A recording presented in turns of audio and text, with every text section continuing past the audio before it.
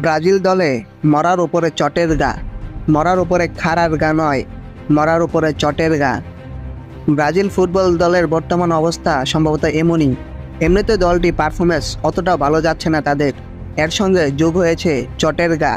ব্রাজিলের জন্য সর্বশেষ বড় দুঃসংবাদ, চোট পেয়ে বিশ্বকাপ বাছাইয়ের ম্যাচ থেকে ভিনিসিয়াস জুনিয়র ছিটকে যাওয়ায় শনিবার রাত্রে ভিয়ারিয়ালের বিপক্ষে রিয়াল মাদ্রিদ 2-1 গোলে জয় পান রিয়াল মাদ্রিদ। বড় ধরনের ইনজুরি পড়েন ভিনিসিয়াস জুনিয়র। ম্যাচে 73 মিনিটে গোল করেন ভিনিসিয়াস, 79 মিনিটে গাড়ে ব্যথা পেয়ে মাঠ ছাড়েন। পরীক্ষা নিরীক্ষার পর ভিনিসিয়াস চোট ধরা পড়ে। এই চোটে আপাতত কয়েকদিন মাঠের বাইরে থাকতে হবে তাকে।